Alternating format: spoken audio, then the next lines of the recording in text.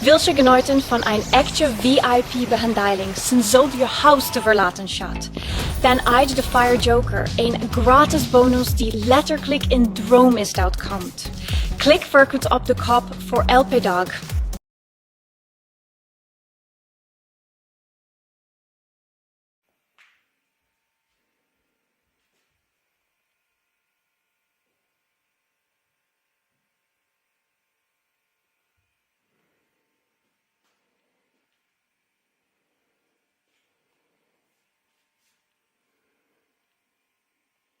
Hey everyone, welcome back to the shop. The night is quiet. The only sound is the low electric hum of the old fluorescent lamp hanging above the bench and that deep, familiar smell of dust, oil, and decades-old wood that never really leaves these walls. In front of me lies a relic, a massive early 2000s computer monitor, the kind with a thick glass screen and a plastic case heavier than some modern televisions. To almost anyone else, this thing is electronic waste, something to be tossed into a dumpster without a second thought. But when I look at it, I don't see junk. I see a perfect 250mm disc of crystal clear acrylic that has been hidden from the world for 20 years, just waiting for the moment it gets to spin again. There's something almost sacred, almost meditative about rescuing objects the rest of the world has already written off. This monitor once sat on someone's desk while they sent their first nervous emails, watched grainy YouTube videos at 360p, laughed at stupid memes, maybe even edited their wedding photos.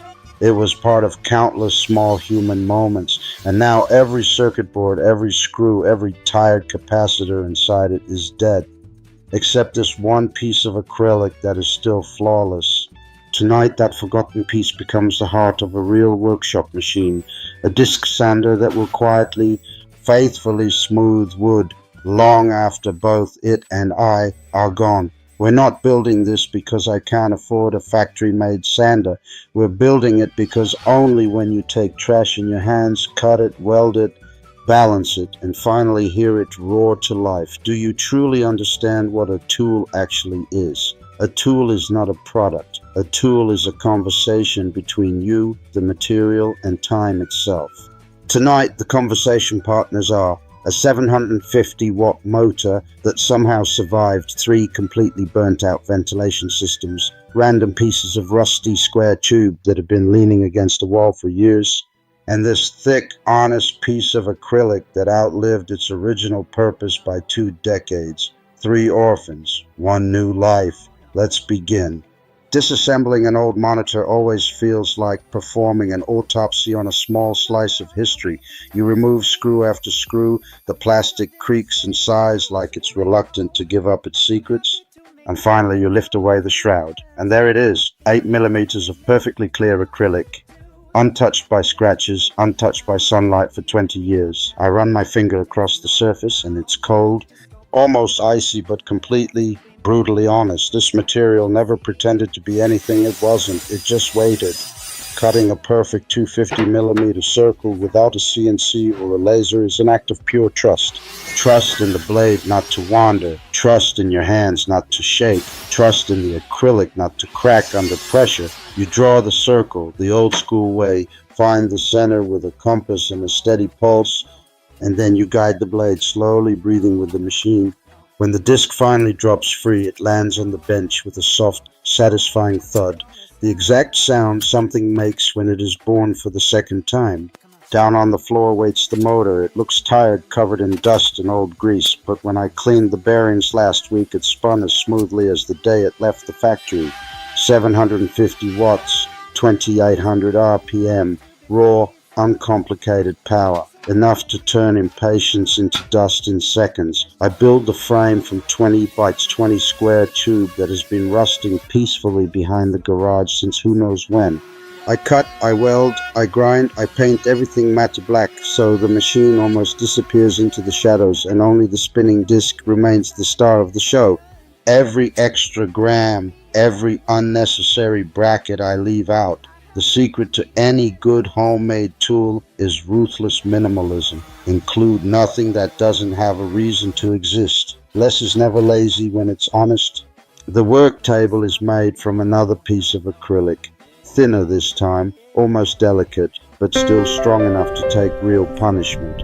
I cut a precise slot so the disc can rise through it like the moon through clouds.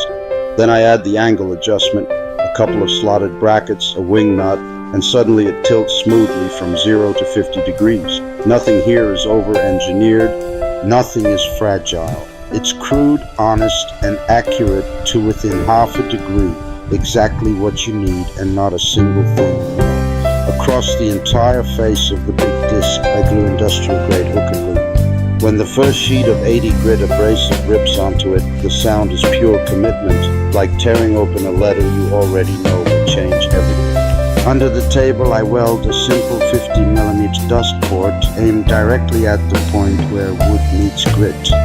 Later, when a shop vac is connected, the storm of sawdust will vanish before it even learns your name. Clean work is respectful work. The first power-up is always the moment of truth.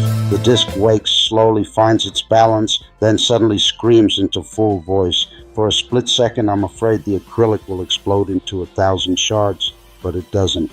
It just sings. I take a rough piece of oak that has been sitting in the corner since last winter and press it gently against the spinning surface.